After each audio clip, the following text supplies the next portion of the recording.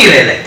Cele ce erau gata au intrat cu el în odaia de nuntă și s-a încuiat ușa.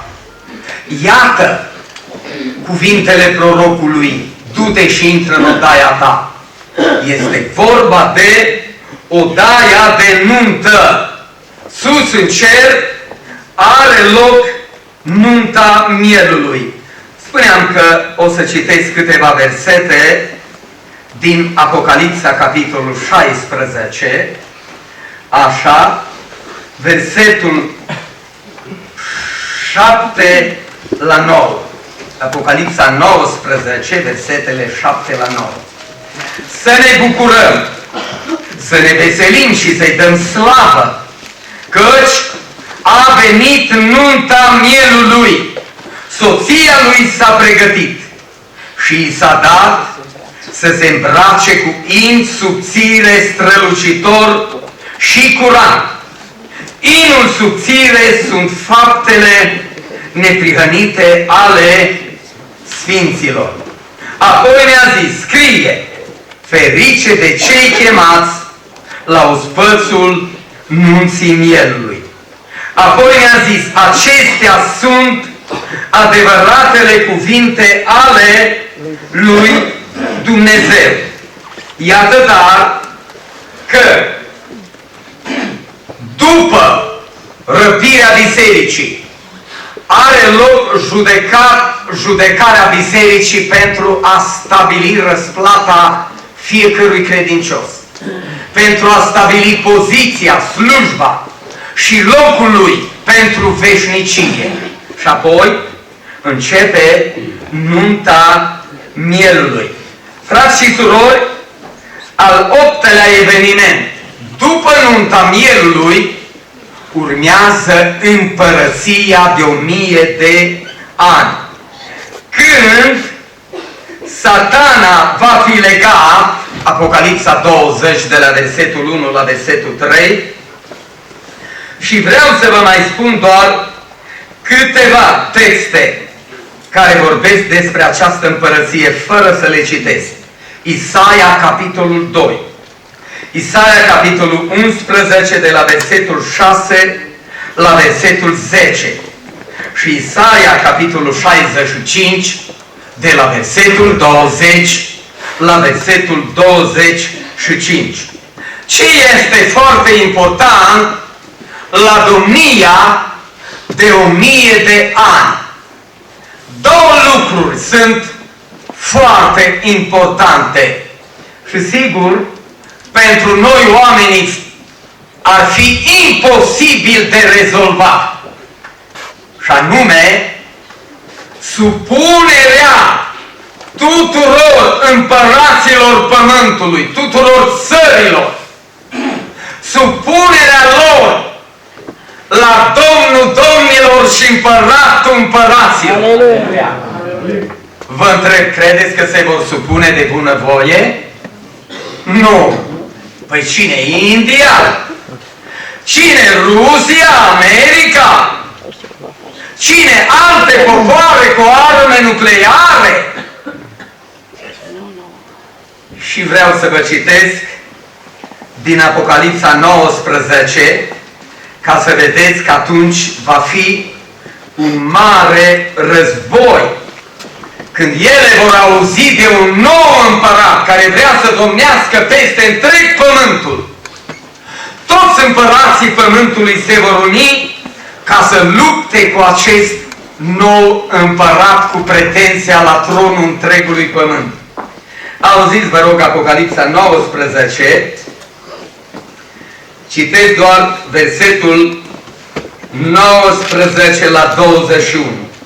Și am văzut fiara și pe împărații pământului și oștile lor adunate ca să facă război cu cel ce ședea călare pe cal și cu ostea lui. Și fiara a fost prinsă și împreună cu ea a fost prins prorocul mincinos, care făcuse înaintea ei semnele cu care amăgiseră pe cei ce primiseră semnul fiarei și se închinaseră icoanei ei. Amândoi aceștia au fost aruncați de vii în iazul de foc, care arde cu pucioasă, iar ceilalți au fost uciși cu sabia care ieșea din gura celui ce ședea călare pe cal. Și toate păsările s-au săturat de carnea lor. Împărații pământului, marile puteri, nu se vor supune la Domnul Domnilor. Se vor aduna să facă război. Dar El îi va birui prin sabia cuvântului Său și va nimici aceste popoare. Și când cei care au rămas acasă n-au venit la război împotriva împăratului împăraților, vor vedea ce s-a întâmplat, se vor supune. O a doua problemă foarte grea va fi o singură religie pe întreg pământul. Imaginați-vă că nu creștinii, chiar adunate toate numele lor la un loc, sunt majoritari pe pământ. Nu. Budiștii, mahomedanii, confucianiștii, adunate toate religiile păgâne, ei sunt majoritatea. Oare vor accepta de bunăvoie ca să treacă la noua religie care va domni pe tot pământul 1000 de ani? Nu vor accepta. Dar vă rog să citiți acasă Psalmul 2. Nu vreau să-mi depășesc minutele, ci aș vrea să mai anunț și al 9-lea eveniment. Judecata viitoare. După domnia de 1000 de ani, Hristos se va retrage cu biserica din această domnie. Satana va fi dezlegat din temnița lui. Și spune cuvântul că se va duce la împărații pământului și va porni la război împotriva lui Israel. Pentru că Israelul în 1000 de ani, dacă vreți, va fi centrul pământului. Acolo vor trebui să se ducă popoarele și să se închine Domnului. La Ierusalim. Și Satana, când va fi dezlegat, se va duce la împărații pământului și vă spune: bă, păi 1000 de ani v-au condus pe voi o mână de oameni? Ia porniți-vă la război împotriva lor. Și se vor porni la război.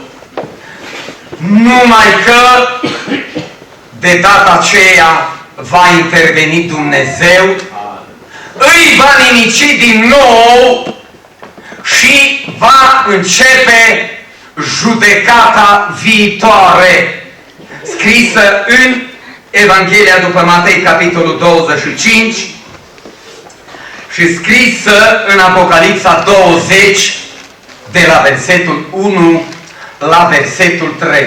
Este aceeași judecată. Chiar dacă sunt prezentate două tablouri foarte diferite. De ce nu?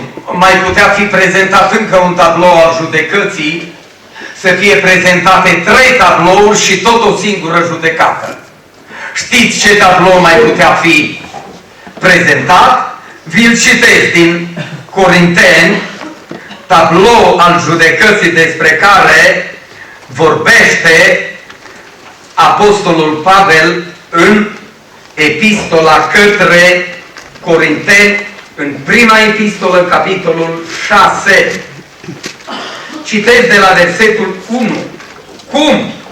Când vreunul din voi are vreo neînțelegere cu altul, îndrăznește el să se judece cu el la cei nelegiuiți și nu la sfinți?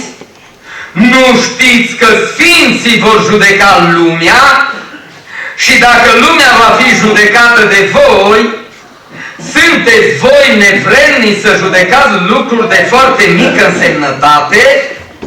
Nu știți că noi vom judeca pe îngeri, cu cât mai mult lucrurile vieții aceștia.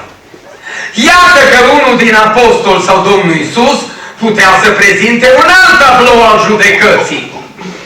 Stând mireasa Domnului biserica pe scaune de domnie și judecând pe popoarele pământului, judecând pe îngerii căzuți. Dar nu prezintă acest tablou al judecății, doar Pavel vorbește despre el. Deci Matei 25 cu Apocalipsa 20 este una și aceeași judecată de la sfârșitul veacurilor, unde și Biserica Domnului va fi prezentă și va judeca împreună cu Domnul Iisus toate neamurile pământului, de la începutul veacurilor care au trăit până la sfârșit. Și în final aș vrea să închei cu cel de-al 10-lea mare eveniment. Sigur că au mai fost evenimente peste care am sărit, și anume coborârea Bisericii Domnului pe noul pământ. Apocalipsa 21 și începerea veșniciei pe noul pământ. Și am observat citind acolo că în noul Ierusalim, cetatea care se coboară de sus cu biserica pe pământul nou, pământul dintâi și cerul dintâi au trecut, spune cuvântul, și nu s-au mai găsit loc pentru ele. Cineva punea întrebarea, unde au trecut? Ce s-a întâmplat? La cuvântul Domnului au apărut și la cuvântul Domnului vor dispare, slăvit să fie Domnul. Pe noul pământ, scrie Apocalipsa 22, că va fi tronul lui Dumnezeu. Nu va fi în cer. Va fi pe noul pământ scaunul de domnie al lui Dumnezeu. Și înaintea scaunului de domnie va fi biserica care îi va sluji. Rețineți că în Apocalipsa 22 arată că cei care stăteau în fața tronului aveau pe frunte pecetea lui Dumnezeu. Știți ce înseamnă aceasta? Botezul cu Duhul Sfânt. Vrei să fii acolo în cetatea aceea, să stai veșnic înaintea tronului? Pocăiește-te și cere de la Dumnezeu pecetea Lui, numele Lui pe frunte. Și nu este destul. Trăiește apoi toată viața călăuzit de Duhul Sfânt al lui Dumnezeu. Acolo pe nou pământ va fi tronul, va fi Domnul, va fi Dumnezeu, Domnul Iisus, biserica. Va fi pomul vieții și râul vieții. Și acolo va începe veșnicia. Bucurii pe care noi nu le putem descrie în cuvinte omenești. Frați și surori, veniți, vă rog, să ne pregătim pentru evenimentele de pe pământ care urmează și pentru veșnicia lui Dumnezeu. Așa cum spunea o cântare, o necurmată pregătire să-ți fie viața pentru cer. Să-ți pregătești viața pentru cer mereu. Și dacă cineva nu s-a împăcat cu Dumnezeu, Dumnezeu îl cheamă astăzi. Încă ușa harului pentru neamuri este deschisă.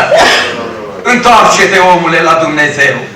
Pocăiește-te și vei primi iertarea păcatelor și viața veșnică. Amin. Amin.